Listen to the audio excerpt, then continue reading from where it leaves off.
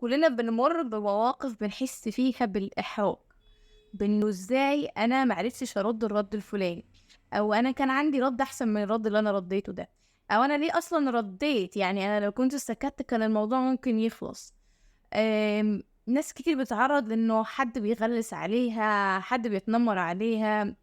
تفاصيل كتير قوي، بس بيفضل جوانا شعور لما بنروح أو طول ما احنا ماشيين في الطريق بالإحراج، بالألم، بالخزي، إنه أنا إزاي معرفتش أتصرف في الموقف ده، وتبا إن شخصيتي اللي معرفتش تتصرف في الموقف ده، وبنفضل مخبيين الموضوع جوانا وبنحاول نداريه وننساه.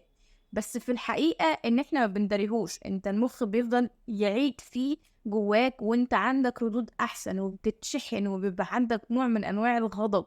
إنك لا عارف تحكي أو لا عايز تحكي لحد، لأنك شايف إن الموضوع محرج، أنا مش هينفع أحكي،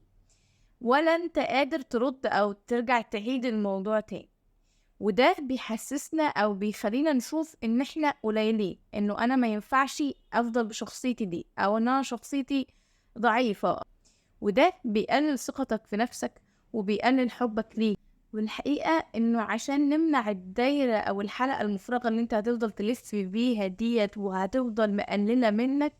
هو انك تحكي لحد، لكن حد الثقة، حد يستاهل، حد انت مجربه مرة واتنين وتلاتة في موقف واتنين وتلاتة، وكان دايما رده مريح بالنسبة لك ومرضي، وما كانش لا بيقلل من الاحساس اللي انت حاسه ده، ولا بيكبر منه فيشحنك اكتر. حد يكون فعلا يستاهل ان انت تتكلم معاه. اما بنحكي مع حد وبنشاركه المواضيع اللي ممكن تبقى محرجة او مؤلمة بالنسبة لنا، او ممكن حاسين فيها بنوع من انواع الوجع بشكل ما، بنبدأ نحس انه طب انا مش لوحدي، انا كمان في حد كمان معايا في الموضوع ده، في حد حاسس بيا، في حد حاسس بوجعي ومتقبله، في حد حابب الشخصية دي